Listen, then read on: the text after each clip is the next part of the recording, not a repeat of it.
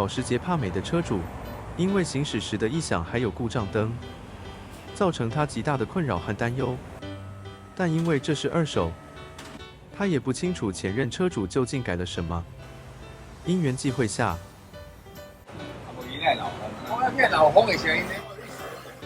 来到了桃园的广泉自动车，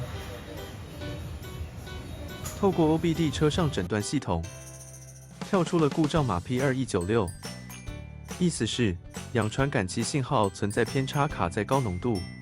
我们预估应该是头段的问题。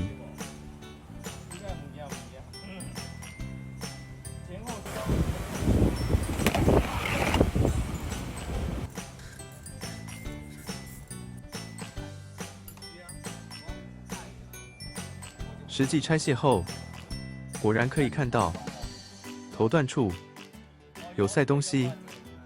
角度，它有时候对这边进气的，它有时候对这边赶快就赶进去，所以温度为了那常常正冲的，嘿，会准，所以有时候温度 OK 的，有时候 OK， 有时候不 OK， 时准时不准，对，嘿，看了不只是不准的几率比较高。对，就是会有那种准度是为准的，之后才会亮灯。对，电脑找到问题点之后，和车主商量解决方案，希望能有一个好结果，让车主获得更佳的驾驶体验。最后来听听原车它排头段的声音。